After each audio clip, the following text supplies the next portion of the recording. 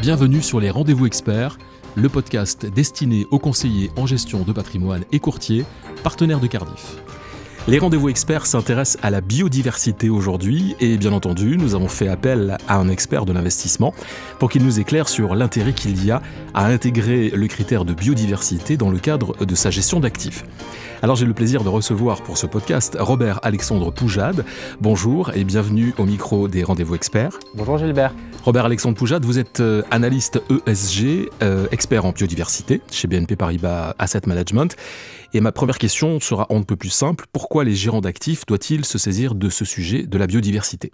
Les gérants d'actifs aujourd'hui doivent répondre à une double crise, à la fois la crise climatique et puis la crise de la biodiversité.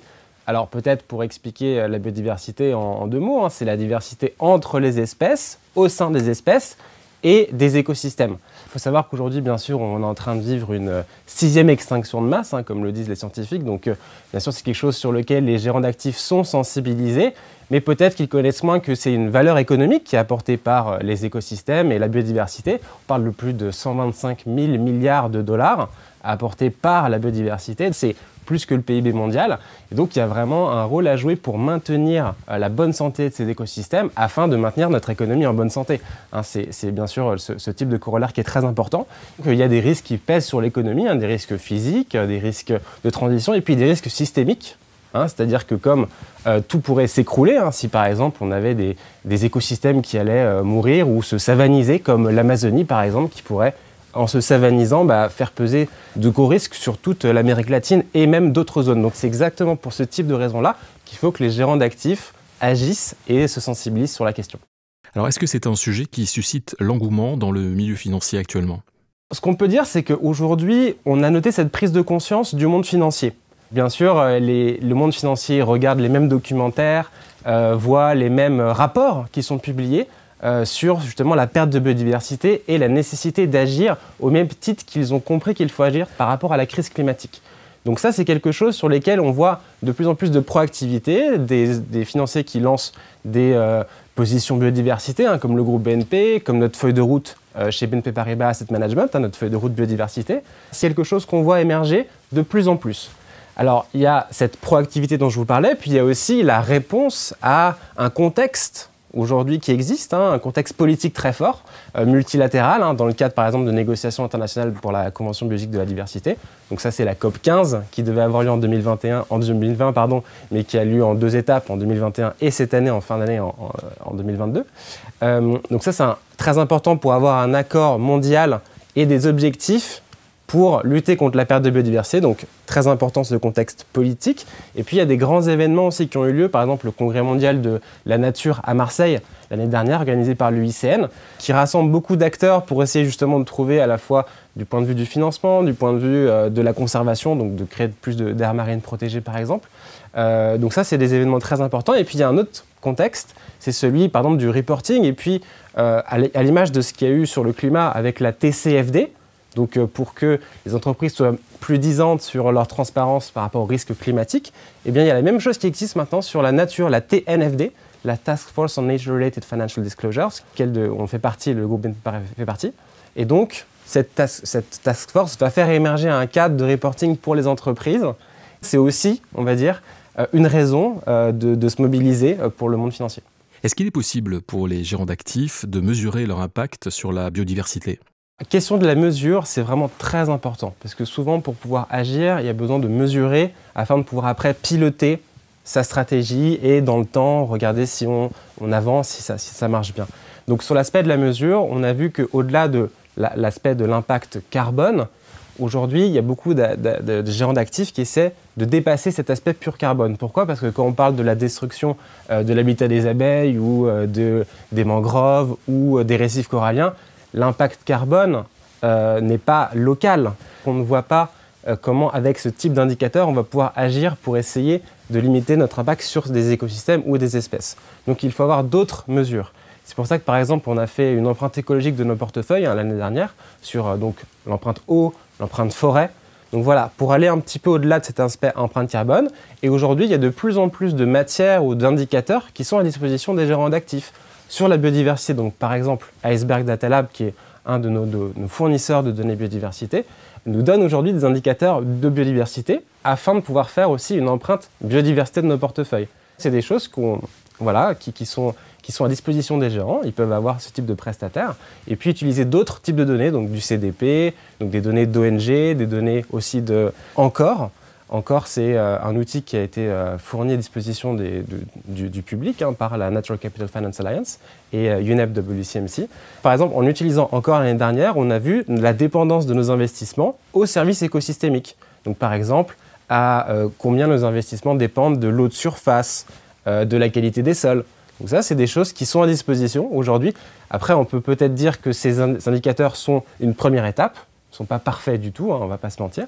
Mais c'est très intéressant de regarder ce qu'on peut faire compte tenu des données aujourd'hui, afin justement de piloter nos stratégies pour réduire notre exposition à la perte de biodiversité.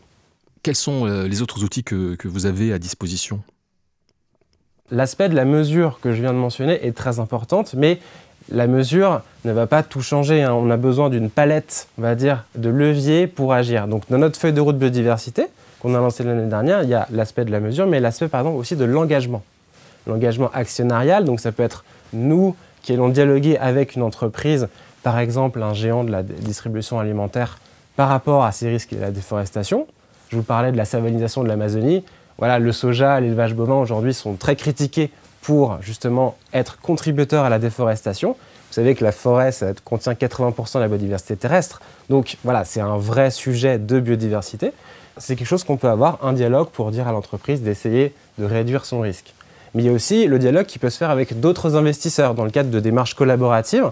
On est en train de mettre en place une démarche qui s'appelle Nature Action 100, un peu à l'image de Climate Action 100 qui visait à dialoguer avec les sociétés les plus émettrices de gaz à effet de serre. Là, c'est une démarche qui vise à dialoguer avec les entreprises qui ont le plus d'impact ou de dépendance à la nature. C'est en train de se mettre en place et ça sera très important pour faire vraiment pression auprès des conseils d'administration, donc de façon très visible pour que les sociétés agissent et adoptent des stratégies pour réduire leurs impacts. C'est quelque chose qu'on voit, donc l'engagement, mais après il y a aussi d'autres, dans cette palette d'outils, il y a d'autres possibilités, donc il y a aussi par exemple des politiques sectorielles ou des politiques pour essayer de s'éviter des risques dans les secteurs clés. Donc ça, le groupe BNP Paribas, bien sûr, a ce type de politique sectorielle dans l'huile de palme, dans des secteurs un peu sensibles. L'huile de palme, la pâte à papier, l'agriculture. Donc je vous mentionnais le soja, l'élevage bovin, bien sûr, c'est très important d'avoir des politiques pour s'affranchir du risque. Et puis aussi, il y a des aspects de responsabilité de l'entreprise, de philanthropie, de partenariat. On a fait un partenariat avec CDP, par exemple, pour créer des indicateurs biodiversité sur lesquels les entreprises pourraient reporter. Donc ça, voilà, c'est ce type de choses-là, avoir une démarche collaborative, bien sûr, de parler avec d'autres, de sensibiliser avec d'autres investisseurs, comme on a pu le faire, avec nos concurrents, mais qui sont aussi nos partenaires sur cette question, parce que bien sûr, on ne peut pas y arriver tout seul. Question pratique maintenant, comment cette thématique peut se traduire concrètement pour les épargnants ? Les épargnants aujourd'hui ne sont pas forcément démunis par rapport à cette crise de la biodiversité. Ils peuvent essayer de trouver des solutions, donc des fonds thématiques principalement, qui vont essayer de s'occuper de la question soit directement, soit indirectement. Alors quand on va dire directement, c'est par exemple des fonds qui essaient d'investir dans des apporteurs de solutions pour restaurer les écosystèmes aquatiques, terrestres, urbains. Donc là, par exemple, BNP a lancé un fonds qui s'appelle BNP Paribas Ecosystem Restoration, qui vise justement à trouver des sociétés. Alors, il n'y en a pas énormément aujourd'hui sur les marchés cotés, mais il y en a quelques-unes qui sont vraiment apporteurs de solutions, par exemple, pour changer leur proposition de packaging, donc de passer du plastique au papier. Donc ça va éviter de la pollution marine. Ça peut être aussi de la forêt durable pour protéger les écosystèmes terrestres, pour stocker du carbone, pour apporter d'autres types de bénéfices, tout en bien sûr faisant attention à des questions aussi sociales. Il n'y a pas que l'aspect environnemental, il y a aussi l'aspect social. Donc ça, c'est ce type d'entreprise-là qui pourrait être investissable dans, par exemple, le fonds Ecosystem Restoration. Après, il y a d'autres fonds dont l'objectif ne vise pas spécifiquement à protéger ou restaurer la biodiversité, mais il peut y avoir des bénéfices indirects. Par exemple, le fonds, l'ETF Blue Economy, est un fonds qui est plutôt un fonds qui regarde quelles sont les activités qui sont en lien avec l'économie des océans Donc par exemple la pêche, ça peut être le transport maritime. Vous savez, il y a 80% des biens qui sont échangés via le transport maritime aujourd'hui, donc c'est quelque chose qui est très important. Ou d'autres activités comme l'hôtellerie ou comme l'éolien offshore par exemple, donc les énergies. Et donc là pareil, ça va être trouver des sociétés qui sont les meilleurs acteurs de leur secteur dans ces activités-là en lien avec l'économie et donc qui visent à essayer aussi de avoir leur activité économique tout en préservant la bonne santé des océans. C'est pas exclusif, pour pouvoir avoir ces activités, il faut aussi protéger les océans. Et donc ça, c'est quelque chose dans le concept de blue economy qui est très important. Donc voilà, c'est deux exemples de fonds qui peuvent être intéressants pour les épargnants s'ils veulent mettre leur épargne dans des choses qui pourraient avoir un lien pour restaurer la biodiversité. C'est la fin de ce podcast des rendez-vous experts consacrés à la biodiversité. Alors un grand merci à notre invité Robert-Alexandre Poujade pour avoir partagé avec nous son expertise sur le sujet. Merci beaucoup Robert-Alexandre et à très bientôt. Merci Gilbert. Et merci à vous d'avoir suivi ce nouveau numéro des rendez-vous experts. Alors si vous avez aimé ce podcast, partagez-le, commentez-le et n'hésitez pas à nous faire part des sujets que vous aimeriez que nous abordions ensemble. Vous pouvez le réécouter sur les comptes Cardiff, YouTube, LinkedIn et Twitter et sur les plateformes Apple Podcasts, Spotify et Ocha.